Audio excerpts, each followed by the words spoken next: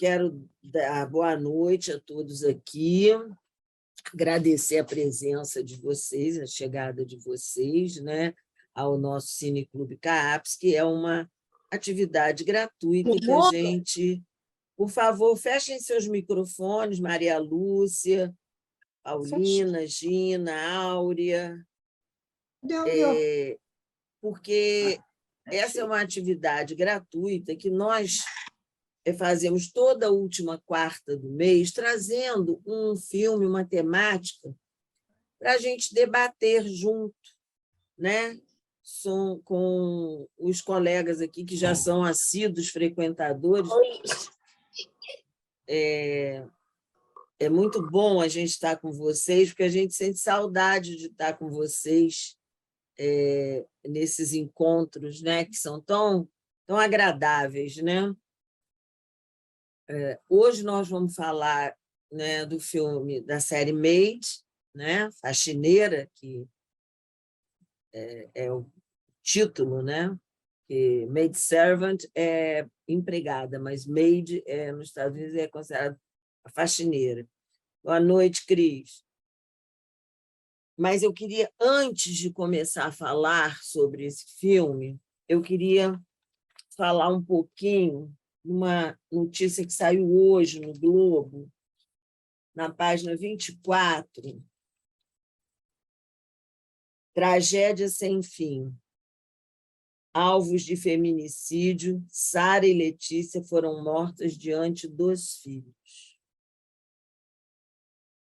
Na madrugada de ontem, perto das 4h30, a cabeleireira Sara Gersen Nazaré Pereira, de 23 anos, foi morta a tiros no apartamento onde morava no centro. Cerca de 8 horas depois, Letícia Dias, de 27 anos, foi esfaqueada e encontrada sem vida na Lagoa de Piratininga, em Niterói. Vítimas de seus ex-maridos, as duas engrossaram, no mesmo dia, a estatística do feminicídio no estado do Rio. Só este ano, de janeiro a junho, 57 mulheres foram assassinadas por companheiros ou ex-companheiros, e 143 tentativas foram registradas. O número apurado, no mesmo período do ano passado, em território fluminense, foram, respectivamente, 48 mortes e 128 ataques. A Delegacia de Homicídios de Niterói, São Gonçalo e Itaboraí fez perícia no local do crime, como a lá do Rio também, e as semelhanças nas histórias são ambas, né, tinham filhos pequenos, e diz que este é um dos fatores que aumenta a probabilidade de feminicídio para mulheres que vivem em situação de violência.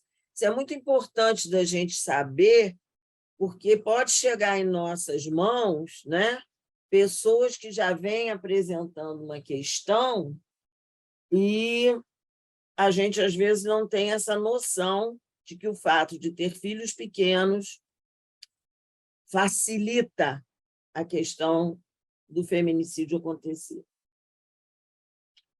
É uma juíza, Caterine, eu não sei o sobrenome dela, está por aqui em algum lugar,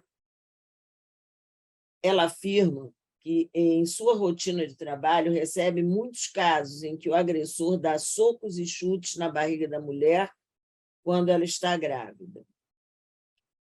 O pós-parto e os 18 primeiros meses da vida do bebê também são momentos de alto risco. Além disso, a prática da violência na frente de crianças é indicador de que algo ainda pior pode acontecer. Eu acho assim, muito importante a gente tomar consciência disso. E tem um outro caso mais terrível ainda, que uma advogada que disse que tinha muito medo, né, mas acusou um policial que era ex-chefe de investigação da Delegacia de Atendimento à Mulher. E ele vira réu porque ele fez processo de agressão a ela e, o que é pior, disse que ele não perderia o emprego, não perderia nada, e que ele também nem precisava sujar a mão dele para matar ela, o outro mataria. Então, é para nós ficarmos bem alertas, né, para esses casos de abusos, porque o abuso não começa logo com a agressão, né? O abuso começa de uma forma sutil, até chegar à agressão explícita. Então, vamos começar falando um pouquinho, né, que exatamente a gente se surpreende muito, porque, embora, né, o crescimento do feminismo, né, da busca das mulheres se colocarem de uma maneira com maior igualdade entre os diferentes gêneros,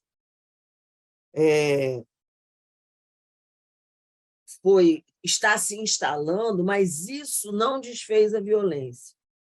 Essa se tornou até mais sutil. Então, na verdade, dentro de todos nós tem, na verdade, um aspecto violento. Se ele não for conhecido e conscientizado, ele vai tender a se expressar sobre os mais fracos, né? A projeção é algo que acontece, querendo a gente ou não, e sempre que a gente ficar muito incomodado com alguma coisa, você pode ter certeza que aquilo ali é algo seu que você está vendo através do outro. Então, a violência tornou-se, no nosso momento assim, do patriarcal repressor, que a nossa sociedade agora foi muito ativada por este elemento, por esse desvio unilateral da força do patriarcal, um sinônimo de poder. Quando essa violência se encontra, então, referendada dentro da relação de casal, ela vai tender a ser vista de formas extremistas. Muitas são banalizadas, até mesmo pela própria vítima do perpetrador. A gente vê lá no filme que a mocinha ela não tem noção de que ela está sendo abusada. Ela só fica apavorada e sai da casa quando o homem, ao dar um soco no espelho lá de um vidro, cai vidro na cabeça da filhinha dela. Aí, naquele momento, ela se assusta. Mas com ela era como se houvesse assim, uma blindagem emocional e ela não se dava conta, né? E também, né, quando ou ela, essas formas, né, de violência ficam em dois extremos, ou ela é até banalizada pela própria vítima, ou ela é hiperdimensionada pelos sensacionalismos midiáticos, né? Então, para falarmos de violência, nós temos que olhar a fundo o seu propósito psicológico. Quando a sociedade aceita em silêncio, né, aquilo que até se fala, o silêncio dos bons, né, ela vai se disseminando como uma pandemia. E certos atos que juridicamente não são condenados, na verdade, causam psicologicamente estragos de alto teor patológico. No filme, a gente vê isso claramente quando ela vai frente à juíza, ela totalmente sem proteção nenhuma, sem nenhum advogado, e ele, a família, arranjou logo um advogado, desse advogado de porta de cadeia, né, para tirar a menina dela, e ela não entende nada do que é falado. Ela pergunta, mas o que a senhora disse, que eu não sei o que a senhora disse.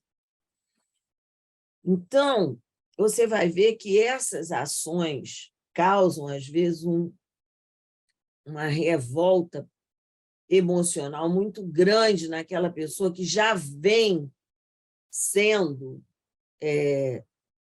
potencialmente destruída, né? Sugada dentro da sua história. Então, a célebre frase "falo ou faço isso porque a amo ou o amo" dissimula essa violência implícita e desastrosa. Num filme em questão, nós vamos nos ater à violência acional, que é aquela violência que ocorre numa atitude deliberada que visa dominar o outro e fazê-lo sofrer e torná-lo impotente. É muito interessante quando ela chega num primeiro lugar lá para pedir uma ajuda à assistência social, a mulher só está perguntando a ela os documentos, você me dá seus documentos, mas o que ela acha que a mulher vai dizer a ela é: você é uma branca sem teto, que está aí buscando tirar lugar de outras pessoas que necessitam mais. Quer dizer, ela não se via como precisando de ajuda, ela não tinha essa dimensão emocional, né? Então, a violência ela não pode ser confundida com força, nem com agressividade de suas manifestações. O que a violência faz é com que o indivíduo fique impedido de dizer o que pensa e o que sente. Não há diálogo. Ali, quando ela está frente à juíza, ela é violentada também, porque ela não entende o que é dito e o que ela quer dizer, a mulher não aceita, porque diz que o tempo já acabou.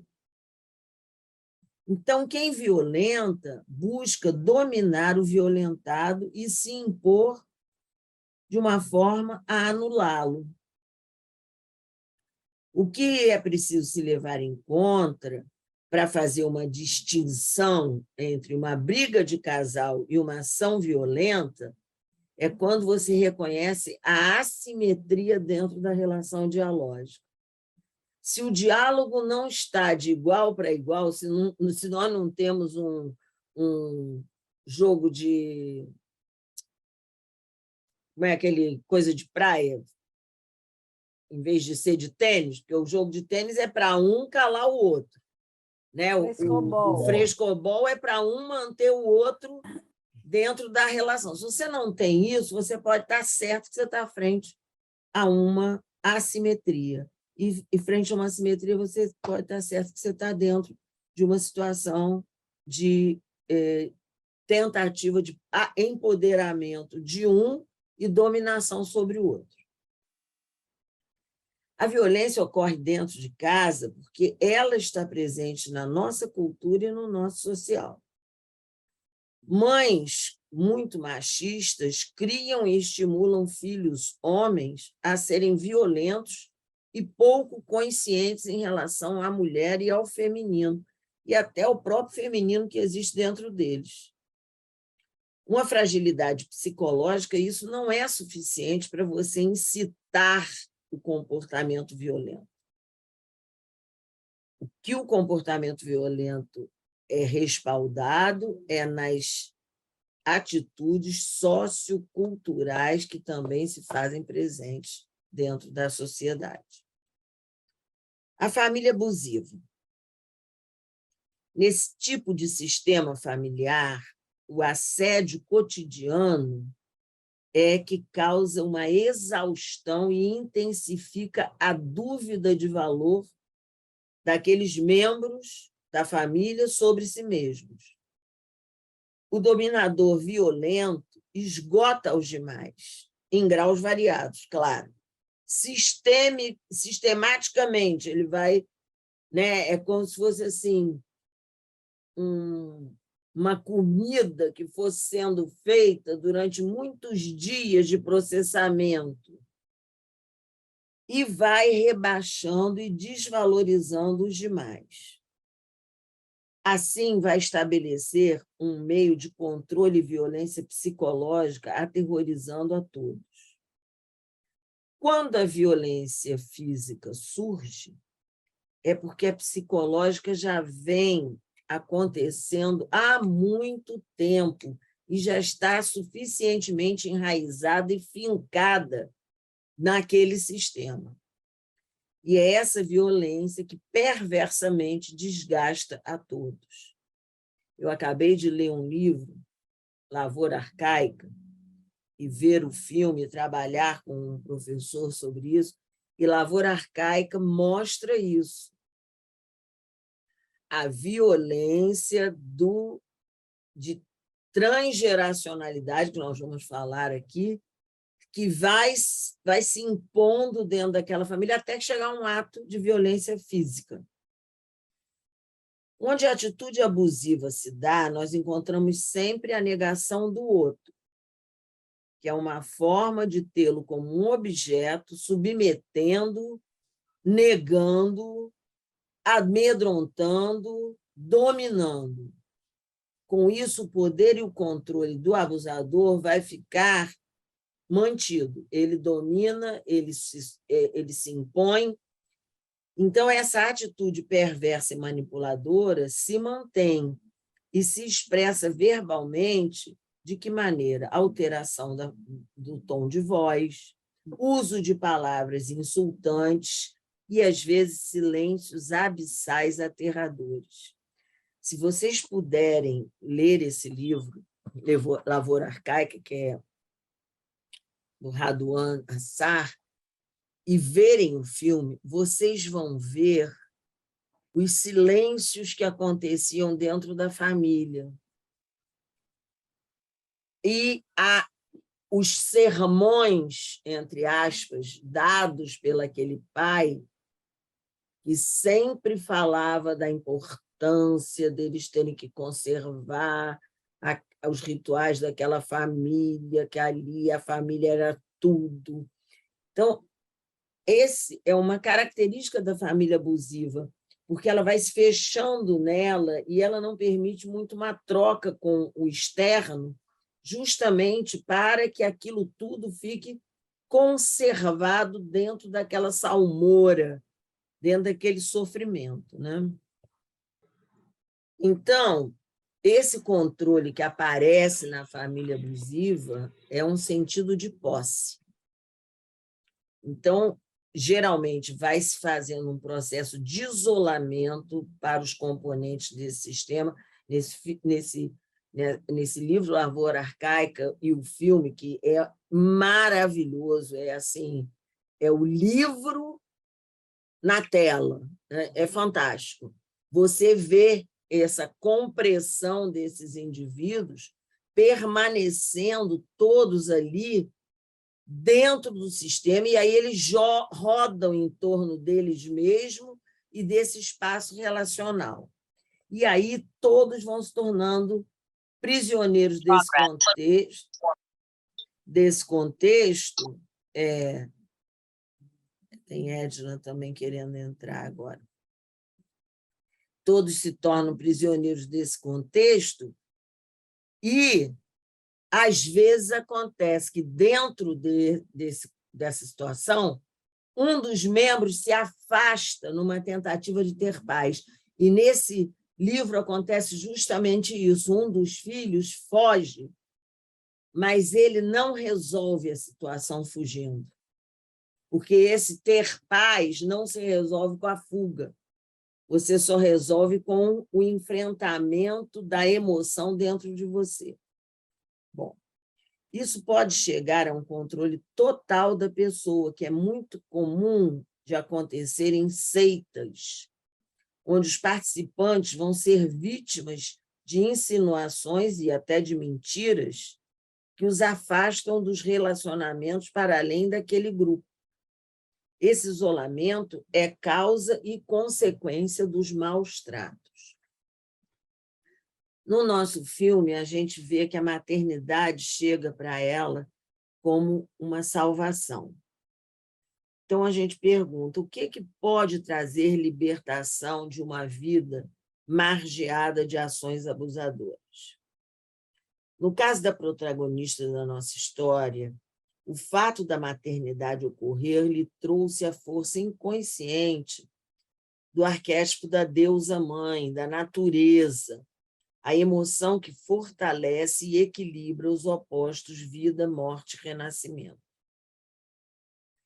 No momento que ela passa a cuidar da filha, ela cuida também da sua criança ferida e abandonada.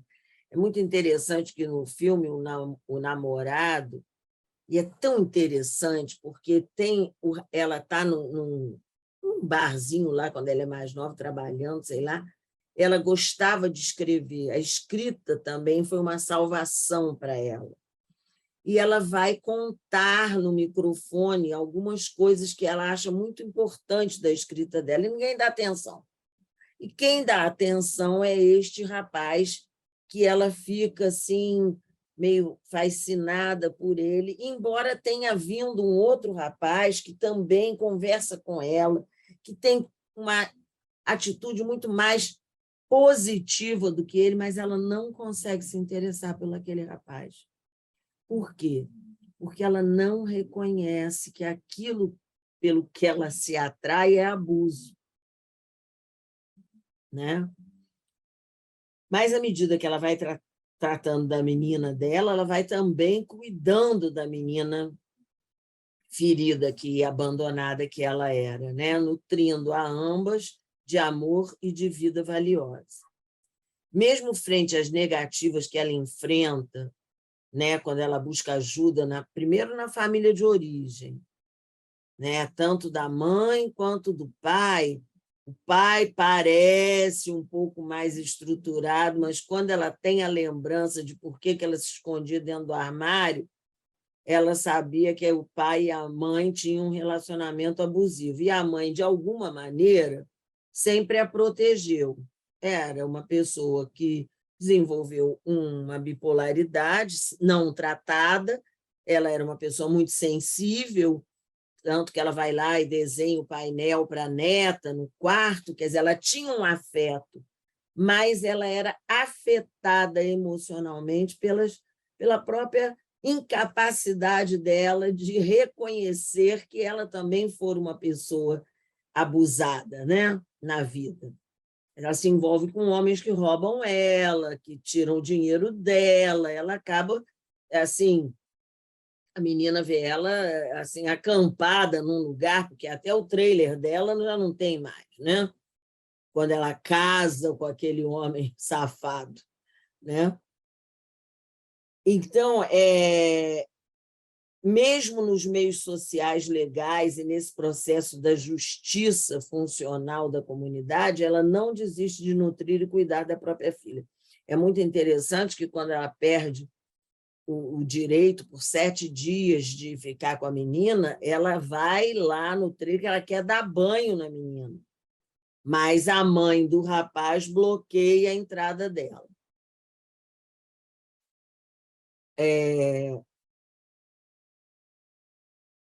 Não a protege colocando-se dentro de um armário, mesmo frente à agressividade de seu pai, né? Quer dizer, ela não sabia como proteger-se quando criança. Então, ela se metia dentro do armário, mas agora ela não tem mais essa atitude. Ela cuida dela e se cuida, não aceitando boa noite. Tem gente querendo entrar, Ana, vê aí, tem gente querendo entrar. Ela fica prisioneira, né, de atos abusivos que buscavam torná-la dependente e fragilizada. Ao limpar as casas de suas sujeiras, que foi o trabalho que ela começa a fazer, né, ela, com isso, vai limpando a si e as suas lembranças sujas e sombrias que a corroíam internamente.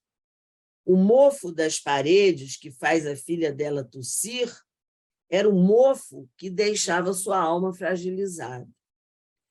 Quando a força emocional inconsciente nutre o eu, isto é, quando a força inconsciente encontra um entendimento na consciência, uma adequação ao subjetivo, a autoestima e o valor pessoal vão ser ativados e fortalecidos. Aí, então, as ações abusivas passam a ser reconhecidas, recusadas e neutralizadas, processando-se melhor a autonomia e o valor daquele ser humano em relação a si mesmo e ao mundo. A transgeracionalidade familiar e os complexos emocionais. A resolução de uma emoção autonomamente vivida através de diferentes gerações ocorre quando a força do herói se constela na consciência de um dos seus membros, que se dá conta de que pertencer àquela família, àquele sistema, não é igual a repetir as mesmas cenas conhecidas, mesmo que com outra performance, com outra pintura, com outra aquarela. E essa resolução se dá quando ele pode trazer à tona ações novas, criativas, que transformem aquele modelo familiar em um novo modelo de interação com menos fronteiras rígidas. Na família, são os hábitos, os costumes, os valores, as regras, os segredos e os padrões de comportamento que são transmitidos para os seus descendentes, mas que devem ser também questionados, porque quando você não questiona aquilo que você recebe, a sua tendência é não ter consciência e não poder fazer um pouquinho diferente, né? Sendo a família esse espaço de convivência de diferentes gerações, esse é o local onde pode ocorrer o diálogo entre as diferentes concepções de mundo, inclusive o próprio mundo familiar, específicas de cada geração. Não é muito legal a gente conversar com filhos e netos e falarmos das diferenças que vivemos no nosso desenvolvimento enquanto adolescentes, enquanto jovens adultos, e eles também, como era o mundo daquela época.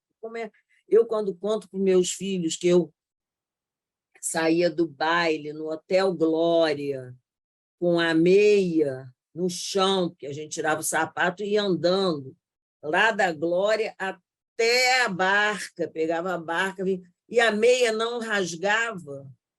Hoje a gente bota uma meia fina, pá, só de botar já rasga, né?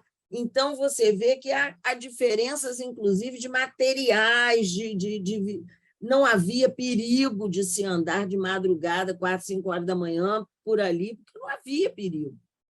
Perigo que podia haver, sei lá, era um maluco botar o peru de fora, que eu nunca vi, mas era o que poderia ter acontecido. Né? Hoje, você, às vezes, durante o dia, você está atemorizado de andar por um lugar ou por outro. Né? Então, nós vamos ver que as vivências, né, dentro de uma família, elas são marcadas pelo tempo, por épocas com repercussões importantes para a compreensão de questões vinculadas ao transgeracional. Eu recebi uma gracinha nesse Zap e mandei para algumas amigas minhas e falei assim, gente, meu Deus do céu, quanta coisa nós já vivemos, né?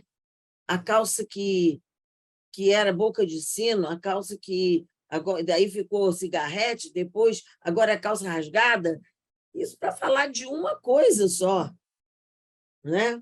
Na minha época de jovem era chiquérésimo você fumar, ou botar um cigarro na boca, era como se você já fosse uma adulta, era muito chique, botava até piteira. Hoje em dia, quem fuma, o pessoal sai de perto, parece até que tem que... como é leproso, né? Não, não entra aqui não, pelo amor de Deus, tu fedendo cigarro e tal. Então, você vê como mudam essas situações. Então, nós vamos ver que cada um é produto de muitas heranças que vão ocorrer no interior de sua família e da herança que se recebe no contexto em que a família vive, pertence, o momento do nascer daquele indivíduo, o período do seu desenvolvimento, né? O tempo histórico daquela experiência relacional.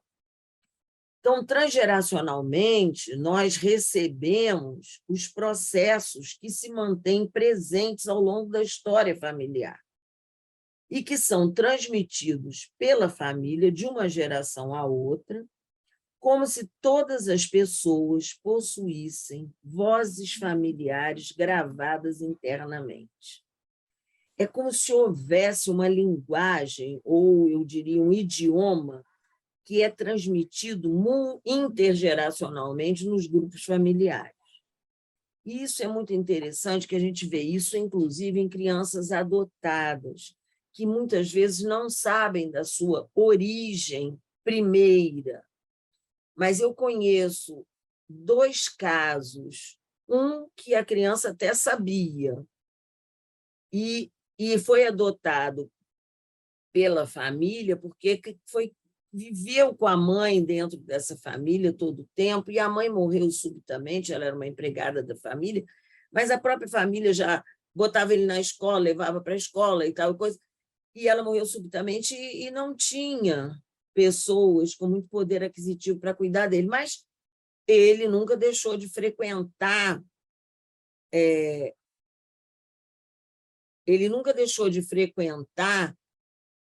o lugar lá dos tios, etc. E aí,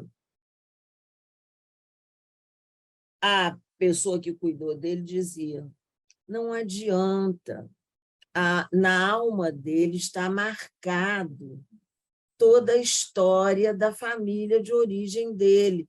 Então, eu tenho que deixar ele lá, tocar o pandeiro que ele gosta de tocar, porque são as origens dele.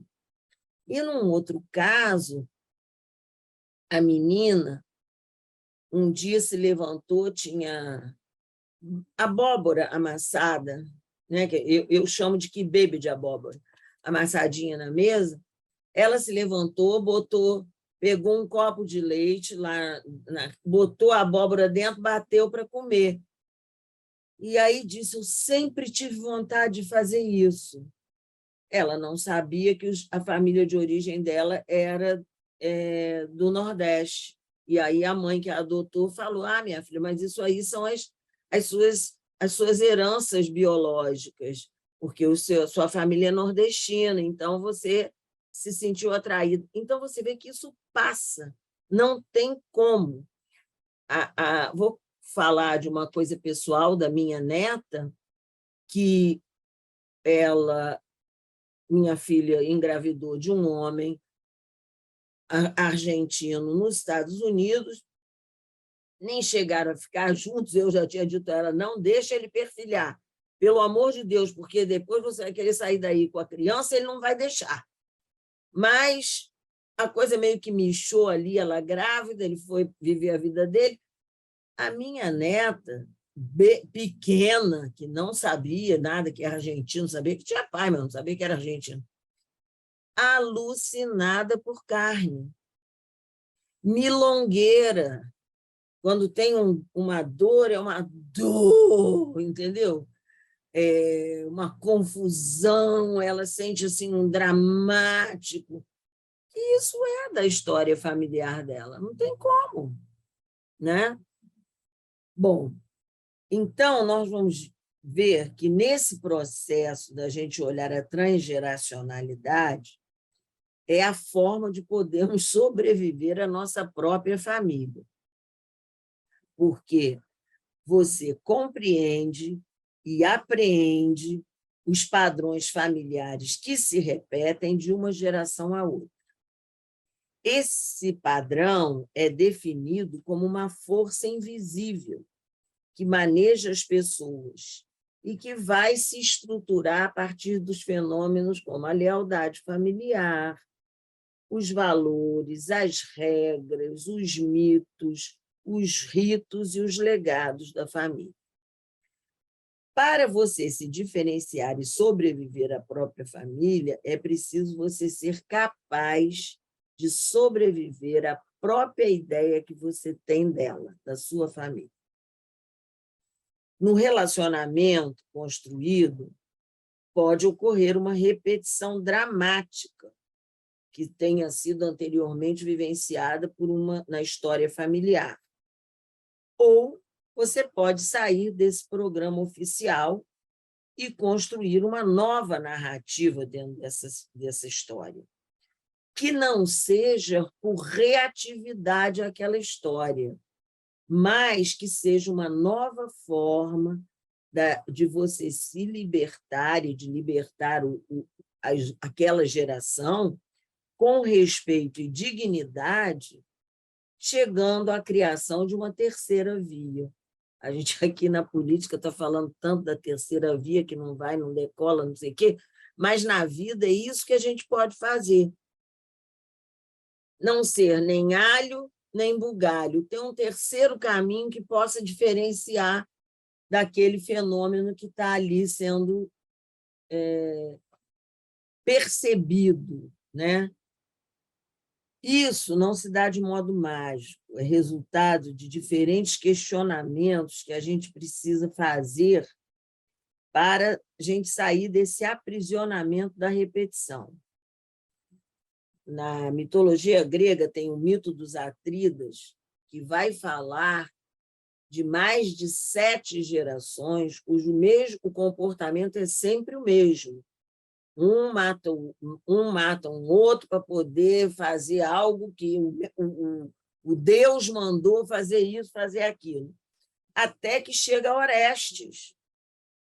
E Orestes tem o mesmo ato, ele também mata, e ele faz uma coisa dramática, ele mata a mãe. Mas acontece que Orestes tem uma atitude diferente da de todos os outros. Enquanto todos os outros diziam que estavam apenas obedecendo a uma ordem do Deus, Orestes se responsabiliza pelo ato que ele realizou. E, com isso, ele vai quebrar aquela maldição que vinha se repetindo há 7 gerações, né? E pode, então, criar uma nova libertação para os seus descendentes. Bom, a nossa personagem principal precisa de muitas subidas e descidas emocionais para superar essa repetição. Perguntar-se,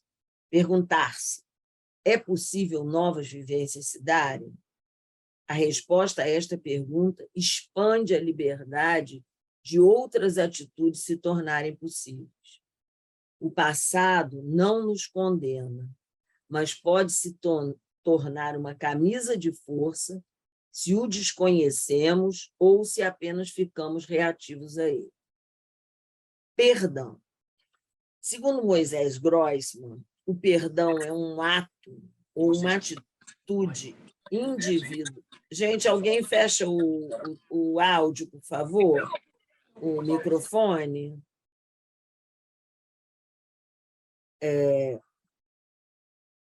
O perdão é um ato ou atitude individual de uma pessoa em relação a outra que causou uma lesão emocional ou física com uma intensidade maior ou menor. No caso dos abusos impetrados, é de suma importância você ter consciência de que esse perdão precisa ser interpessoal, quer dizer, entre você e o outro, e intrapessoal, de você com você mesmo. Ambos são de suma importância para que o perpetrador e a vítima do abuso possam reorganizar a sua relação, refazendo o nós que aprisiona o indivíduo no sofrimento dessa condição.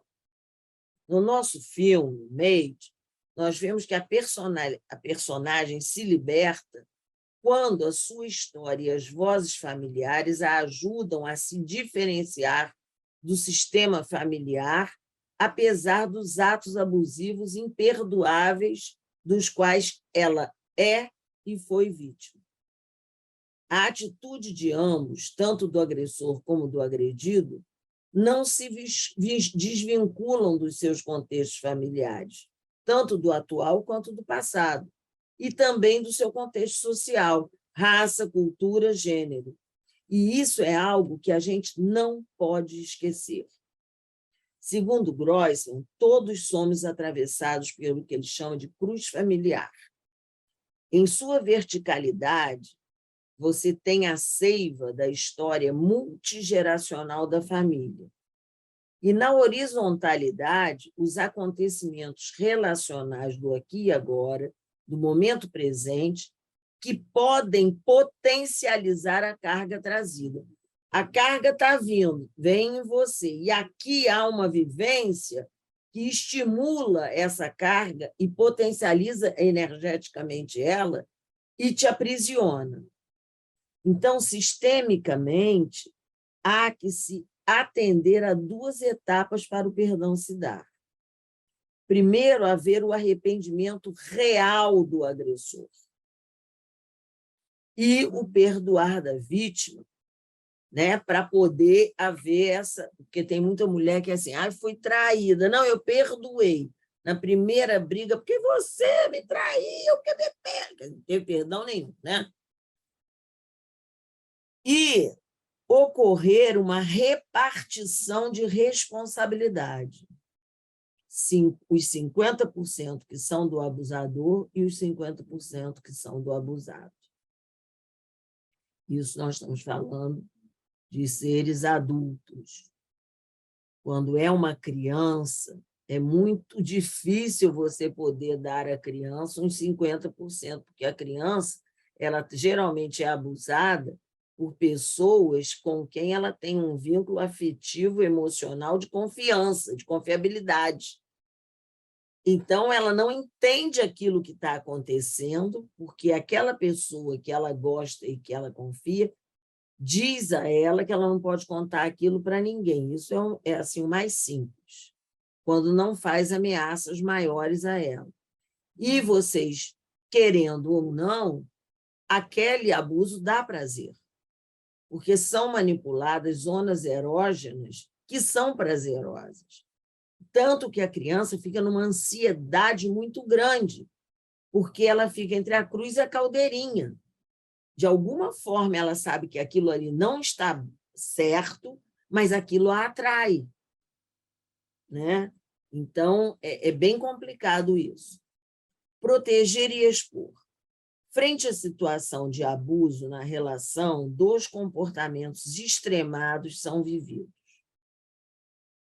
A proteção do fato, com o encobrimento da ação perniciosa e destrutiva do abusador, em decorrência da vergonha e da necessidade social de se manter uma imagem não incoerente nessa relação, criando aí o que é a coisa mais grave, um ponto de segredo dentro do sistema familiar. Ou a exposição do fato, tornando a relação em questão aberta para ser, pode chegar a ser destrutivamente manipulada e exposta pelas mídias. Vocês viram aquela situação daquela atriz que engravidou de um estupro e a mídia foi extremamente deselegante, extremamente agressiva com ela, tornando o fato uma terra de ninguém, com todos se achando juízes e advogados de defesa ou de acusação dos envolvidos. Ambas as atitudes provocam ainda maior destrutividade, o encobrimento e certa névoa emocional que impede que os participantes do fenômeno se tornem conscientes das suas participações abusivas como vítima e como algoz. Só se tendo a coragem de assumir sua parte, que colabora na manutenção do fato e, heroicamente, você se despojar das suas falsas verdades, é que se consegue ouvir outras vozes do sistema familiar que estão, de alguma forma, ou silenciadas ou pouco audíveis, mas elas estão dentro do indivíduo. E que, se elas podem voltar a ter uma escuta, elas podem salvar aquele indivíduo daquela situação onde ele está colocado. Assim, a criatividade ocorre e um novo modo de funcionar na vida vai libertar o sistema de permanecer girando no mesmo lugar, sem transformação e sem mudança. Aí, para a gente terminar, a mulher na sociedade patriarcal. Se durante 40.000 anos o feminino teve a sua primazia, guiando os povos sob a tutela das deusas da natureza, há 5.000 anos, a entrada na consciência da força patriarcal, do Deus Uno e do herói conquistador, da guerra como a forma de se apoderar dos mais fracos, o feminino e, consequentemente, a mulher passaram a ser desrespeitados, destruídos e fragmentados. No fortalecimento desse patriarcal repressor, a mulher foi colocada subalternamente ao homem, tornando-se um objeto de uso e poder. E quando a mulher começa a ultrapassar os tais limites impostos pela cultura, sociedade e família, costuma pagar um alto preço. Porque todo aquele que ousa quebrar os padrões vigentes e busca fazer sua diferenciação é visto como o estranho, o fora da norma social. Nossa personagem faz esse movimento de sair do lugar esperado pelas ditas regras sociais. Como o Chapeuzinho Vermelho, trata de fazer sua história ter um final diferente daqueles que a maioria conhece, onde é ela, a mulher e a força do feminino, que ultrapassa as dificuldades impostas e captura, com a ajuda da vovó, o lobo mau. Se você não conhece esse outro final, corre para aprendê-lo e passar adiante para as crianças que conheça e para as mulheres e homens também. Só assim o mundo ficará mais equilibrado entre diferentes e complementares aspectos feminino e masculino, yin e yang.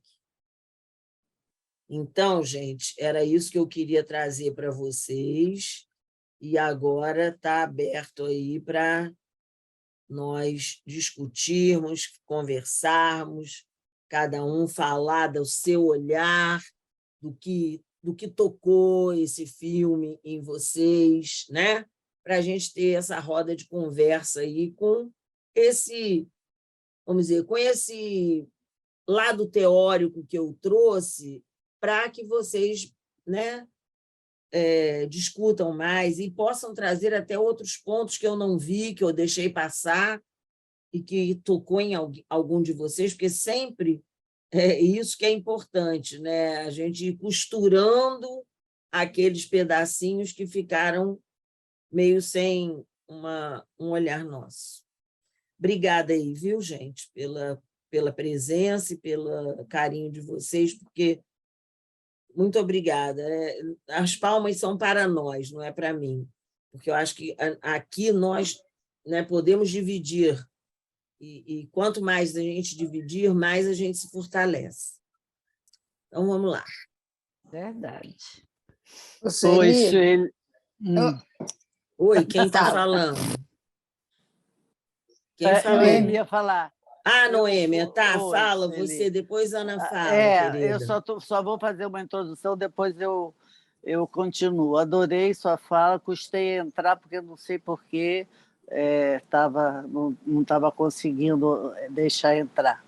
Mas gostei muito, e uma coisa que eu sempre falo, bom, o filme me tocou demais. Eu vi esse filme há algum tempo. Ele tem todas essas características bem colocadas, né? Do abuso, da impotência que a mulher fica, né? Das regras sociais que não podem ser banidas, né? Pela mulher. E que quando não ela são vai, favoráveis à mulher. não Elas são são favoráveis sempre, também. dificultam sempre o feminino. E não é só a mulher, o feminino. O feminino. E nós vivemos esse hétero, né? O hétero, o patriarcal hétero atual, né? Que é um branco, é um homem branco com força e que se permite tudo, né? Ainda nessa nossa época, toda a luta.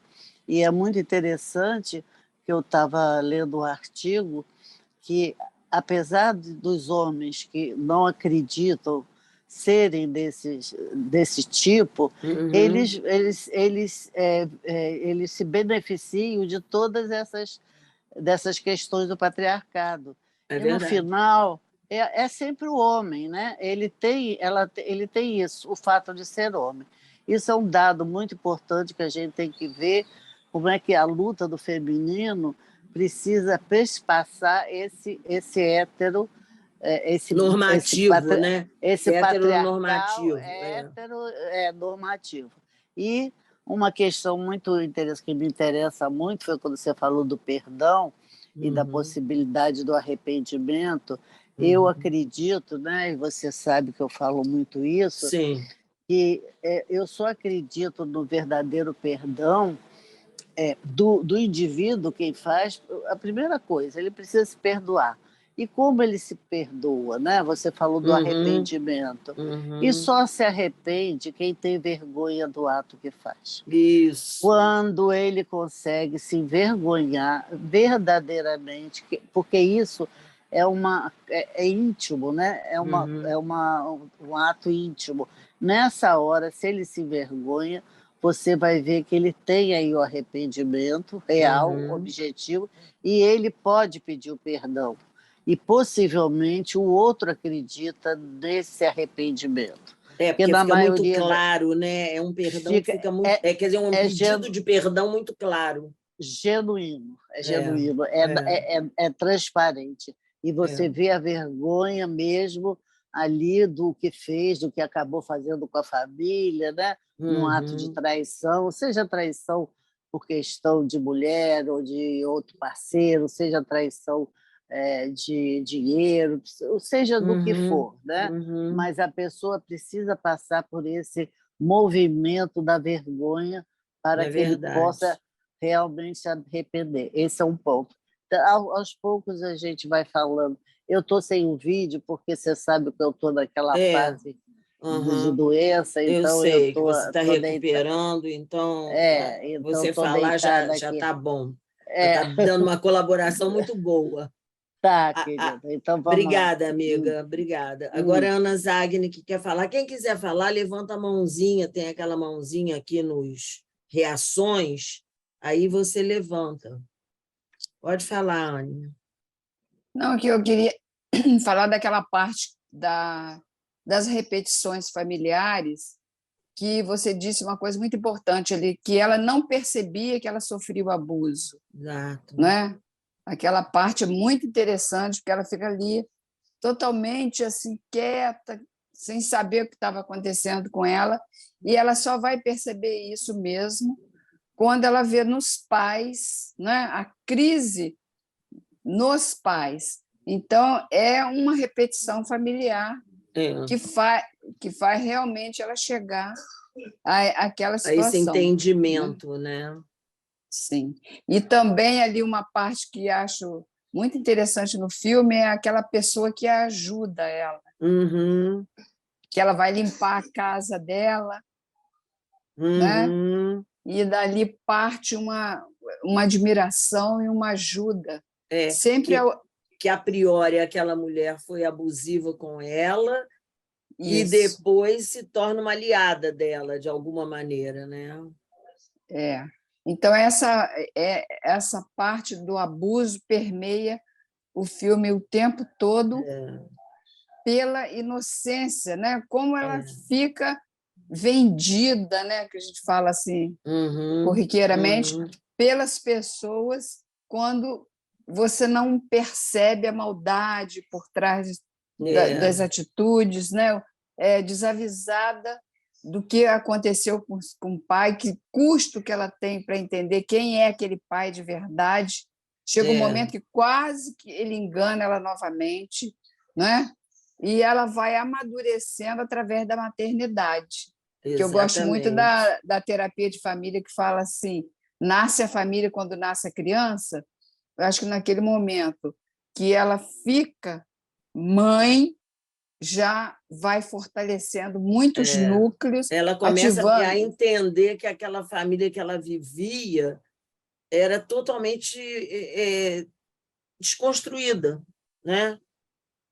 Totalmente aquela mãe que queria ajudar, mas mais que atrapalhava do que ajudava, É, pela própria comorbidade, né? As pelo doenças. próprio adoecimento dela e pela própria, quer dizer, que eu acredito que aquela mulher era uma mulher muito criativa e aquele homem super rígido não queria deixar aquela beleza da criatividade delas.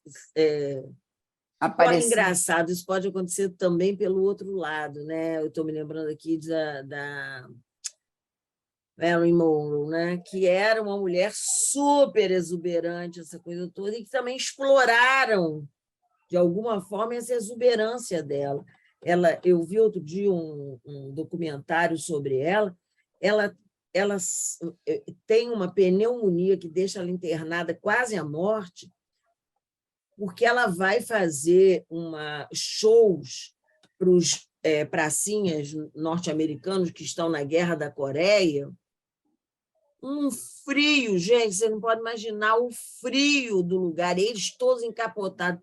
E ela com um vestidinho de alcinha, só para ser aquela mulher glamurosa, desejada, sensual.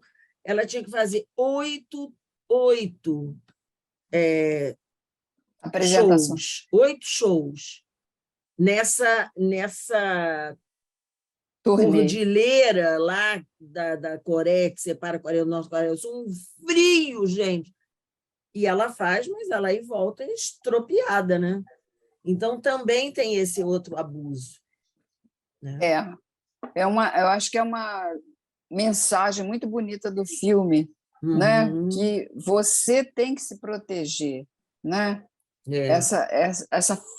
A falta de proteção dela vai levando ela para É caminhos a muito. falta de se indignar, Sim, né? Porque aquela amiga dela que até volta para uma situação abusiva e que aquela senhora diz não adianta, tem que passar por isso, porque tem umas que levam até 7 vezes para chegar aqui, né? muito interessante ali. É.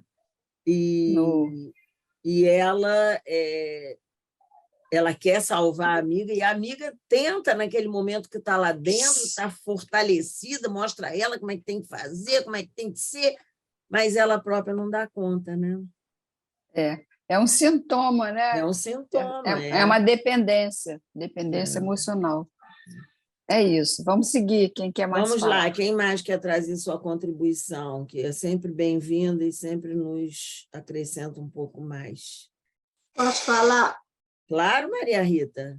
Então, algumas coisas me chamaram muita atenção nesse filme. O filme é lindo, né? Uhum. Ele é muito claro, né, nas coisas que ele faz. Uma coisa é assim, como é difícil você provar o abuso psicológico, né? Uhum.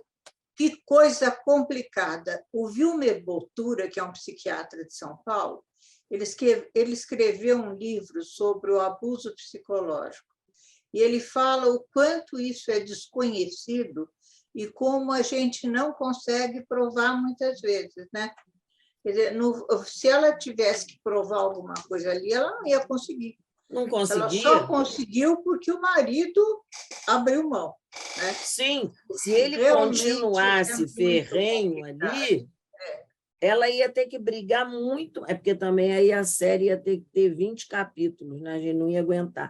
Mas ela tinha que brigar muito para provar que tudo que ela estava fazendo é para o bem da filha, né? Tanto que ela pergunta, mas eu tenho que ter um emprego para provar que eu preciso de uma casa para eu ter um emprego, é isso? Quer dizer, ela faz essa pergunta até no sistema e social. outra coisa assim, que me chamou a atenção foi uma coisa que a gente sempre fala, mas que é difícil a gente introjetar isso, né? E a gente tem que ver o lado bom do abusador também, né? Esse rapaz, como ele conseguiu fazer apesar de toda a problemática dele, ele fez uma autoanálise, também por causa da filha. Dele. Também por causa da filha. Por causa da filha. Foi a maternidade nele que fez ele também abrir mão da filha, porque ele viu o quanto a filha ficava desesperada por eu cadê minha mãe, eu quero minha mãe. Não, e ele percebeu que ele não tinha condições. E ele não tinha condições, exato.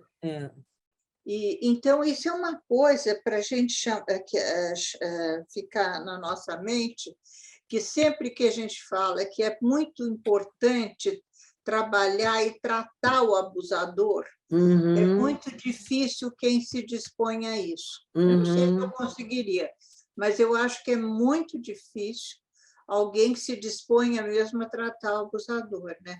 Sabe por quê? Porque se a gente entra olhando o abusador como um monstro, realmente ele tem uma atitude monstruosa, mas ele não é um monstro.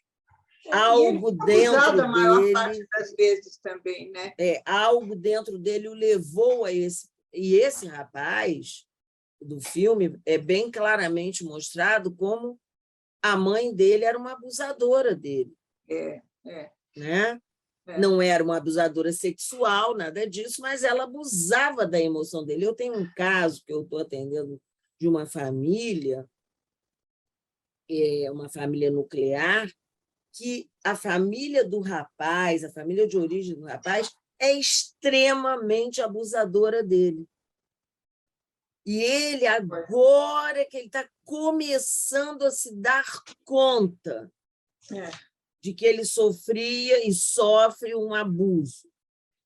Porque é muito difícil, né?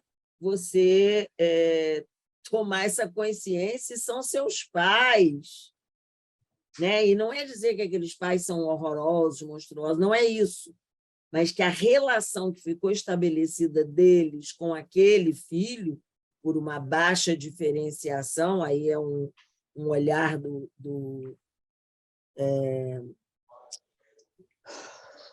Murray Bowen, né? Uma baixa diferenciação, aquele filho ficou misturado dentro daquele sistema de origem. Não? E outra coisa que me chama muita atenção, desde que eu comecei a trabalhar com abuso faz muito tempo, é essa coisa da repetição. Como as mulheres repetem, né? E a gente realmente, ninguém ainda conseguiu dar uma explicação muito satisfatória para isso. A gente acha que é por causa do que viveu anteriormente, das coisas que a gente tem guardado dentro de si, mas você vê, aquela moça que foi ajudá-la, ela conseguiu levantar a menina do chão. Mas depois ela caiu. Ela cai na coisa, né? Parece que é uma coisa assim... Quer dizer, eu não acho que haja uma explicação única, mas eu falo desse negócio dos números. Eu estou estudando o Antigo Testamento com uma antropóloga que nós estamos estudando para ver as mulheres de Canaã. Então, é muito interessante como, na Bíblia, tudo faz em volta do número 7. Sim. Até eu mexi com ela. Gente, não é à toa que faz aquela brincadeira. 7, 7, são 14. 3 vezes 7, 21. Tenho 7 namorados, só posso casar com um.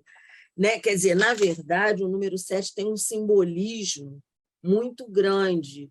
e eu acho que por isso que aquela senhora até diz, vão até 7 vezes para, às vezes, eu fui 5 vezes. Ana quer falar alguma coisa. Sueli, Oi, depois eu Ana. quero falar. Ah, tá. Não, o que eu queria falar, Noemi, isso ele é que repete, respondendo a Maria Rita. Maria Rita. É que está o nome da minha neta. É o que eu li, Beatriz.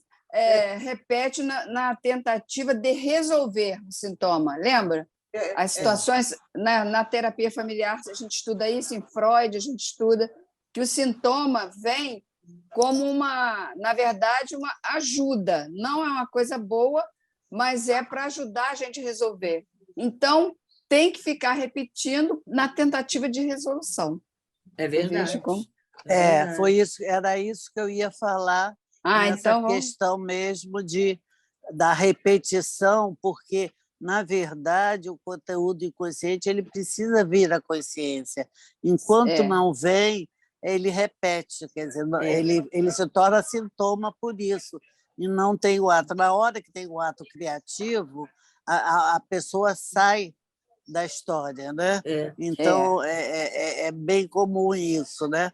Então, você vai ver mulheres... Eu tive uma cliente há muitos anos atrás, ela tinha uma condição muito boa, o marido também, era um grande empresário, mas ele era um homem que chegava em casa, um agressor, e aí falava para... Aí um dia ela falou que ele bateu nela, não sei o que lá. Aí eu falei assim, mas ele só me bateu 3 vezes. Aí eu falei, só? Eu falei, a primeira você estava distraída, não sabe? Não, a primeira você não sabia. A segunda você estava distraída. A terceira foi o quê? Aí ela riu muito, ela já estava no processo. Ele falou assim, Noemi, mas eu saí de casa. Eu falei, tá certo. Aí ela resolveu, precisou 3, não chegou no 7. Não, e naquela música, a terceira foi aquele que a Tereza deu a mão. Exatamente. Não, e esse negócio que a gente vê, a Verônica, deixa eu só terminar isso, aí eu te dou a palavra. Esse negócio que a gente vê da repetição, etc., eu fico pensando que é assim, a pessoa que é abusada, ela tem uma pessoa saudável dentro dela, tão fragilizada, que igual aquelas crianças lá do Médicos Sem Fronteira, as crianças magras, com aquele olho assim, entendeu? Você não pode, de uma vez, dar tudo, porque a criança, aquela criança fragilizada dentro dela não aguenta. Então, a repetição se faz para fortalecer aquela criança e aí virar um adulto forte para poder fazer o enfrentamento. E aí dar a volta por cima. Verônica, vamos lá, querida. Depois de Verônica, você me dá a palavra para falar isso. Tá? Claro. Tá. Queria te cumprimentar em primeiro lugar, estou adorando. Que bom. Eu adorei você estar vindo aqui, porque aí a gente pode trocar, né? Muito. Pois é, não, mas eu estou inscrita desde o primeiro dia. Sim, você é figurinha carimbada. Lá, fui pioneira. Mas então, adorei a sua exposição, as palmas naquele momento foram para você mesma. Obrigada. E agora para as nossas colegas, sem dúvida. Mas eu queria lembrar o seguinte, eu também adoro essa série, de vez em quando eu dou uma olhada, sabe? Ela é de uma riqueza absoluta. E essa menina, com toda a experiência muito difícil da vida dela, é uma menina que tem muita pulsão de vida. Sim. Ela quer viver, ela quer ir para frente, ela quer que as coisas sejam diferentes. Então, a cada momento em que ela vai descobrindo alguma coisa, ela consegue se ressignificar, se redefinir, e aquela filhinha dela é o grande objetivo dela, é ser uma mãe diferente, dar uma família diferente. Então, eu acredito também que a gente vai observando o tempo inteiro, né, esses padrões de repetição, mas a cada momento em que ela consegue ter um insight a respeito de alguma coisa, consegue tomar consciência de alguma coisa, ela procura mudar. E um cuidado que a gente, a meu ver, precisa ter, e eu que lido também com esses casos no judiciário, tudo em causas de família, a gente tem que tomar cuidado quando diz, não, mas o lado bom do abusador, tudo bem, todos nós temos lados bons, temos lados difíceis, alguns mais cruéis, o que não dá é para tentar, veja, uma opinião absolutamente pessoal, não dá para querer tratar junto. Ah, não, junto de jeito nenhum. Não dá para manter na mesma casa. Impossível. Não tem que manter na mesma casa, não tem que esperar que a coisa venha num crescendo gradativo, e cada qual no seu ritmo. Não, o seu ritmo é para coisas individuais. Sim. Não é para uma questão, sabe, de um conflito desse nível, né? Porque um conflito desse nível chega à morte, então a gente não pode permitir isso. Exatamente. Os casos de feminicídio são como você falou lá no começo. Começa com um esbarrãozinho, começa com uma coisinha. Primeiro começa com palavras, né? Isso. Xingamentos, humilhações, tal. Depois passa já um dia... Uma saculejada, depois um tapa. Te dá uma saculejada e, se você talvez tiver uma experiência de infância, você acha a coisa mais natural do mundo. O que já começa a estar errado, porque você devia saber que você já não é mais criança. Exatamente. Você estaria ali com uma pessoa pareada, minimamente, né? Então, aquela coisa que você falou do jogo de frescobol, é isso mesmo. As pessoas precisam ter essa noção, ideia, né? da simetria dialógica. Né? Exatamente. Então, eram essas observações que eu queria fazer, mas eu acho que o caso daquela menina, ela realmente acaba, em função da filha, ela acaba tendo percepção, né? Da potencialidade dela que estava na escrita, porque na hora que ela tem ela forja aquele encontro com aquele rapaz na casa, aquilo tudo era fantasia dela, mas ele fala, você é uma escritora, eu só estou lá porque eu quero escrever. E, a partir daquele momento, ela volta a escrever, que ela até então estava paralisada. Também as fantasias que ela vive, ela vive as fantasias do lado positivo. Isso. Entendeu? Quando ela fica na casa daquela senhora lá, que ela era diarista, e aí a mulher não está, ela pega o champanhe, ela pega a roupa, ela convida o rapaz, entendeu? Ela não é destrutiva, nem não. Ela sabe que está errado. Ela não é igual aquela outra que quer roubar o som da casa lá. Tem um som aqui muito bom.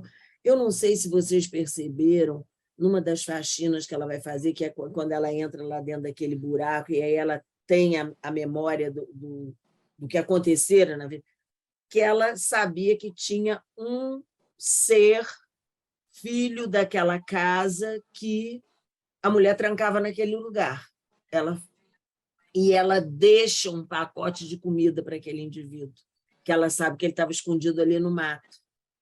Né? Então, ela tinha uma sensibilidade também, né? Quer dizer, a amorosidade, né, Noêmia?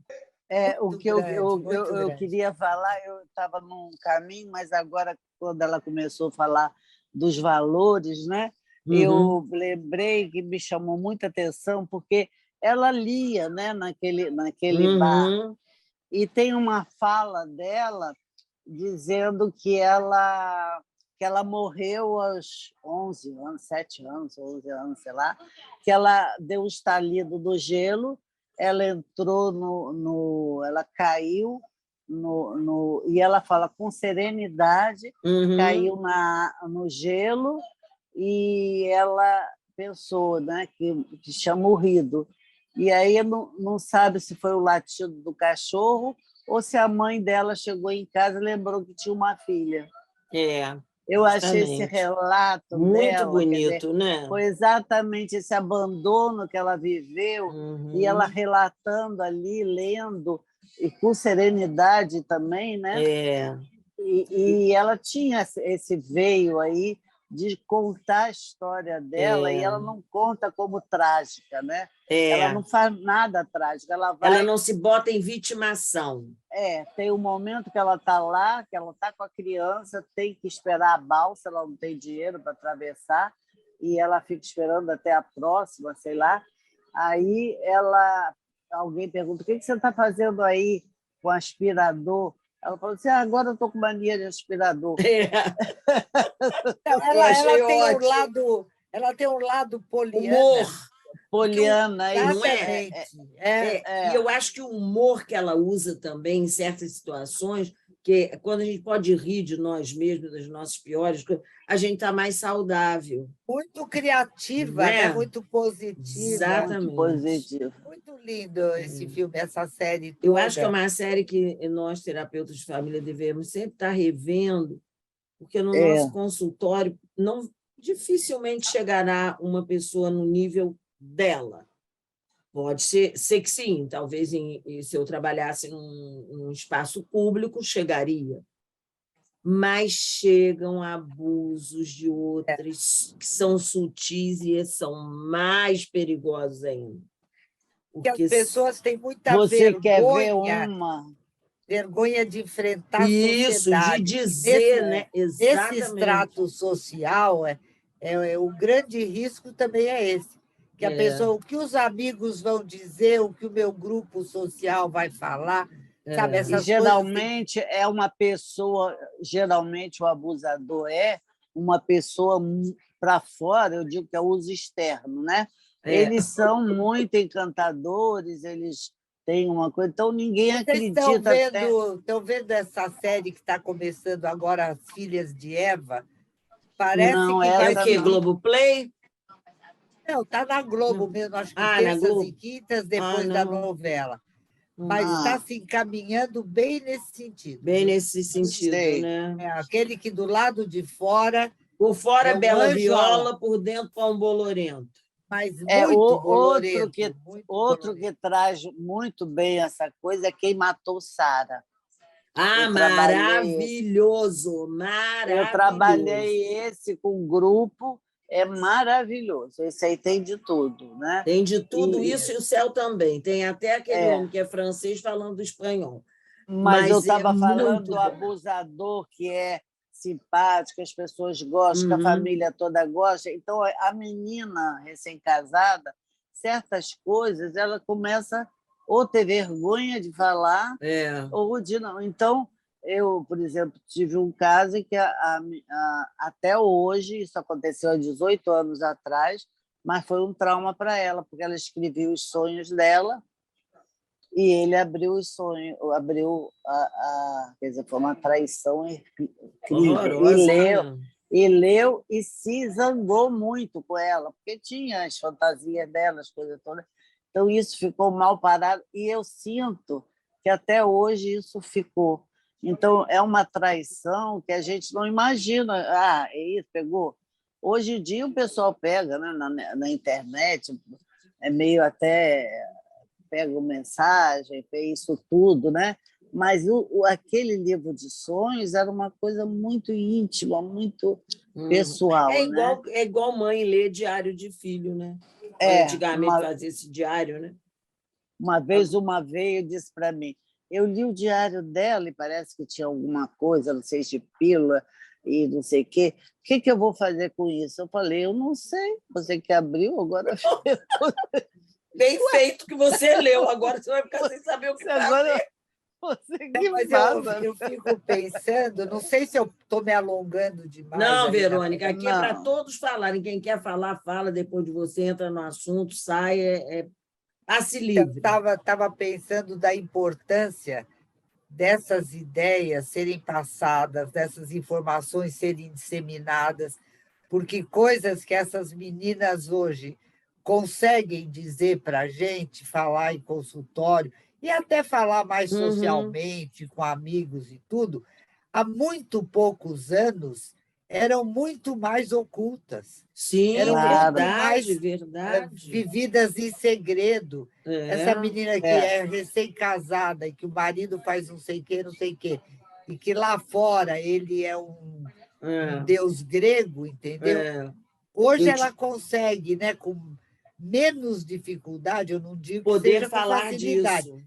mas com menos dificuldade ela consegue Eu atendi uma contar para moça. alguém, né? Eu atendi uma contar pra mocinha alguém. que já era separada do primeiro casamento.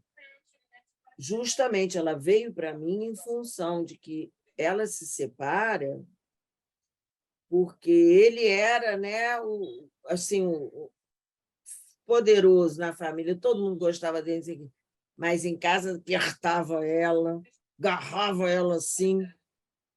Eu falei, meu Deus do céu, porque eu sou de uma família que me ensinavam quando eu era criança, eu achava que falava-se isso em todas as casas. Cara que mamãe beijou, vagabundo nenhum põe a mão. Isso Então, falava mesmo. não é, Noêmia? Era uma Nas frase casas mesmo da se época. falava. Então, eu achava que na casa de todas as minhas amigas isso acontecia. Então, eu sempre soube me defender muito bem na rua. Só botava a mão em mim que eu queria que pusesse a mão. Eu não queria Só que eu botava. sei.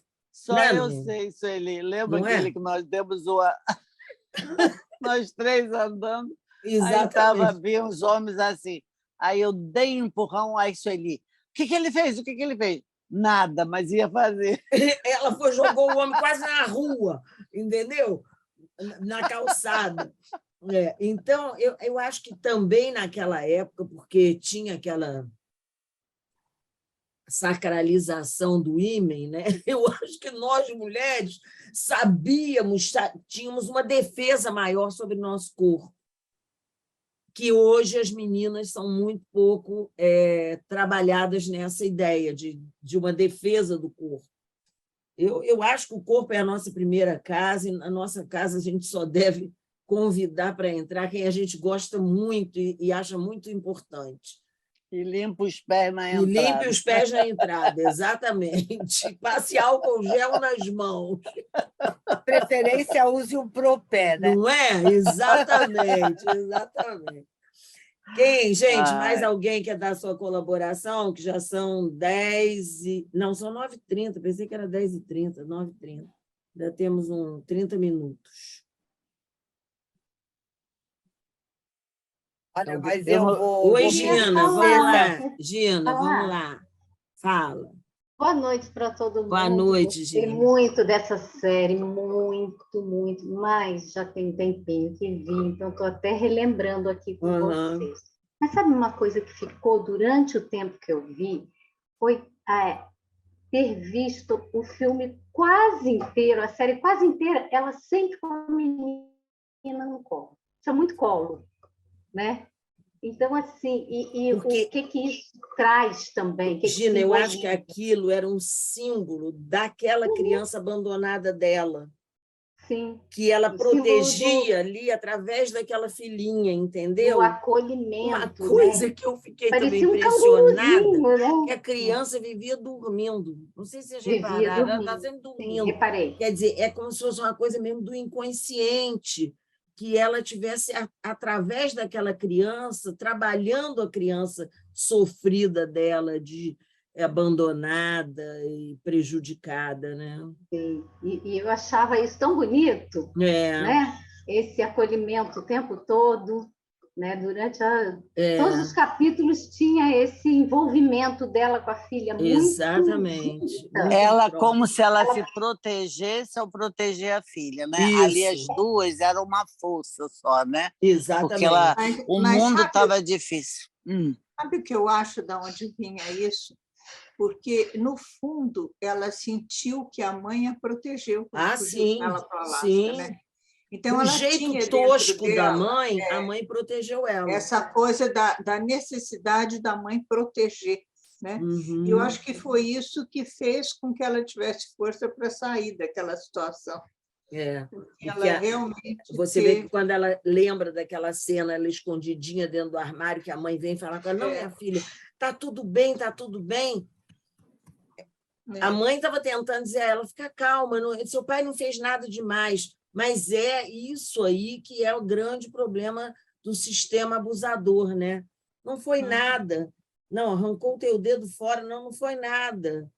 Entendeu? Então, são coisas assim muito... Tapar o sol com a peneira, né? Isso. que banalizam o mal, que a gente vê em termos... Hoje eu vou passar uma cola para vocês, que quem gosta de mitologia grega, existe um podcast do professor Cláudio Moreno,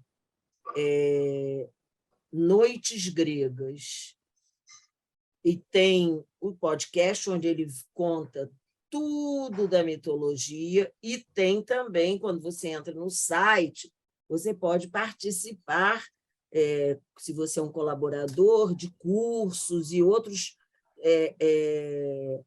como é que se diz? Materiais que ele disponibiliza. Ele está fazendo uma coisa que eu acho muito bacana, gente. E a Verônica, tá, um beijo, querida. Vai com Obrigada, Deus. Felipe. Nada, É nada. Ele está trazendo Monteiro Lobato. Então, ele vai trazendo a questão da mitologia grega e associando com Monteiro Lobato, quando Monteiro Lobato leva, né, os meninos do sítio para os 12 trabalhos de Hércules. Gente, é muito legal. Então, é Noites Gregas, vocês entram no podcast, é de graça para escutar, ele dá aulas muito agradáveis, e quem quiser ir um pouco mais profundo, tem lá no site, aí vocês entram e vejam lá todos os... Eu estou divulgando porque me foi passado por uma cliente e realmente eu acho excelente. Ele dá uma aula que ele coloca, por exemplo, ele falou da Hidra de Lerna, que é um dos trabalhos que Hércules tem que fazer, né? E aí ele coloca, também traz a questão da Agatha Christie, que foi o último livro que ela escreveu, foram os 12 trabalhos de Hercule Poirot, que era o personagem, né, dela.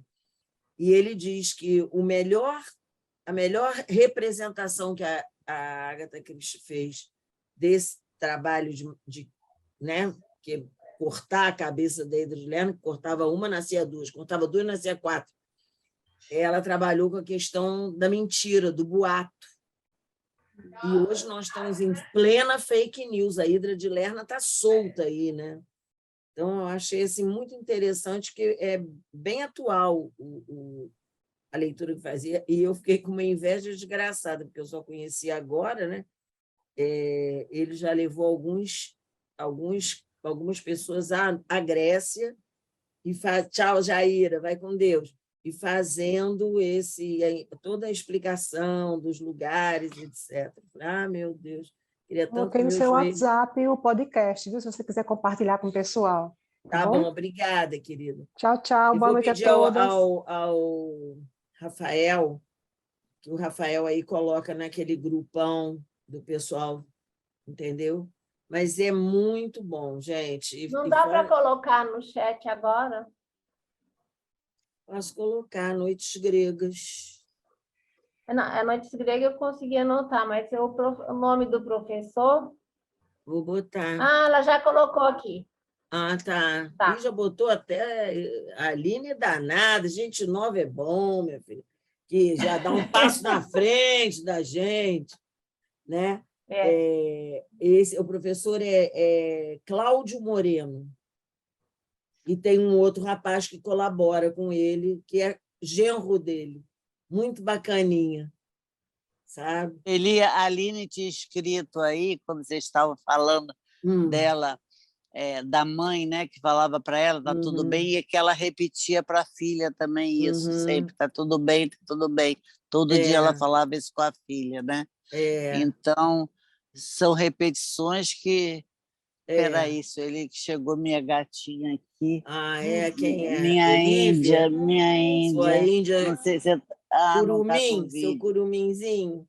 Ela estava fora de casa, sabe? Estava onde essa criança, meu Deus? Ô, Sueli, você morrendo. podia repetir o nome do livro, do filme que você falou no comecinho da aula? Lavoura Arcaica. O filme é brasileiro, o livro é também de um escritor brasileiro, Raduan Rassa. Eu li Lavoura da Arcaica. E o filme, que é feito pelo Luiz Fernando Carvalho, maravilhoso, maravilhoso. É fantástico. E vocês vão ver ali, assim, guardando essa ideia da questão da repetição, porque tem uns detalhes ali que são importantes vocês perceberem o que acontece na casa velha, que era a casa do avô. Então, vocês vão ver que os fenômenos que se repetem porque vêm de outras gerações, são transgeracionais. Muito interessante. Interessante. Agora, hoje até uma psicóloga, ela disse que eu comecei a ver o filme, uma indicação Glipse, ela disse que é totalmente para a nossa área, que vale a pena. Como é o nome? Glipse? É Glipse. Glipse, tá. Mas aqui sugeriram também Inacreditável, que é uma série muito boa. Relata uma série de estupros. Interessante. Semana que vem, né, Sueli? Semana que vem, não, mês que vem. Mês que vem é você, né, Noemi? E, na verdade, nós vamos falar também de abusos, né? Sim, de uma questão abusiva grave, né? Da prisão dele também, né? Vai falar dele como abusador, mas ele também é aprisionado dessa figura da mulher. É muito interessante, é uma ópera. Porque não consegue se separar, se diferenciar, né? Então tem que matar. Gente, matar. queridas, eu agradeço demais a vocês. Uma boa noite. Espero ter colaborado um pouquinho para as nossas trocas. Ieda, foi você ótimo, vai fazer um workshop, né, Ieda? Sobre anorexia. Transtornos alimentares. E... Quando a voz cala, o corpo fala. Exatamente, é muito interessante. Quando a voz cala, o corpo fala. Isso mesmo, perfeito. Muito bom. Também é uma relação de família que explode no filho, né, um transtorno, que é dessa relação abusiva. Diz quando é a data que vai ser e como é que pode o pessoal, que tiver interesse, eu posso pôr nesse grupão. No grupão, exatamente. Põe no grupão. Pede ao Rafael, porque eu acho que o Rafael é que pode botar isso. Você tem contato dele? Aí você... Não. Aí eu mando para ele, porque eu tenho como mandar, e peço ao Rafael para disponibilizá-la no nosso grupo. É um dia legal, porque é dia 13 de agosto, sábado de manhã, das 9 às 11h30, eu acho que é um horário super bom. Pode ser que dê, sim. Eu não realmente, sei. Assim, o material que eu trago no meu workshop tem várias cenas de filmes que falam sobre o tema. Né? Muito bom. O cisne branco, que ninguém nota que é tem essa ideia que é um transtorno alimentar, a guria bailarina, que ela é cisne própria... negro, né? Cisne branco não, Ieda. Cisne negro. Cisne negro. Você já botou Vênus nele, já ficou cisne branco. Essa do dia 13 é diferente dessa do CAPS? Porque a Ieda que está fazendo... É um projeto de um outro... É lá da Domus, né? É com a Domus. Não, é seu. É seu. Eu vou pedir ao Ieda. Rafael, ele bota no nosso grupão aí, das pessoas que são do grupo do CAPS. Ótimo, obrigada. Claro, uma divulgação, acho que é importante. Eu vou querer ver. Eu e Ana fizemos um trabalho, né? Até apresentamos no congresso, com aquele filme... como é? Eu perdi o filme. Aquele que é o Mínimo para Viver, não era? O Mínimo para Viver. Foi lindo o trabalho. Esse também é muito bom. Tem outro também que é Maus Hábitos. É um filme Maus também bom. Eu estou doida para ver. Eu vou lá para aprender mais. Tá, beleza, Ieda? vai ser bom. Não, é Tá. muito bom a gente trocar com os nossos colegas, porque a gente se fortalece dentro das redes de relacionamento, entendeu? E vai conhecendo outras pessoas, né, Isso, gente? exatamente, vai abrindo É nossa muito bom. lente. É. Né? Eu estou aqui escondidinha, porque andei doente. Edna ficou quietinha, né, Edna? Não falou nada. Pensei que você ia falar aí de Pernambuco, falar umas coisas boas. Abre o microfone, Edna. Fala aí. Mas ouvi muito e gostei do que eu vi. Isso é Que bom, querida. porque Que bom. Saudade de você. estamos, sim, afastados, não é? Infelizmente, né? Vamos Mas ver, aos pouquinhos a gente vai voltando, né? com Devagar, certeza. devagarzinho, igual Martim da Vila. Né? Gente, olha, um beijo, uma boa noite, durmam bem. Obrigada pela troca com vocês, que é sempre um aprendizado, viu? Obrigada a Tchau, você tchau, gente. Obrigada. Obrigada, Tchau. Maria Rita. Obrigada, Yara. Tchau, gente. Tchau. Beijo, beijo, Cris. Tchau. Tchau, gente.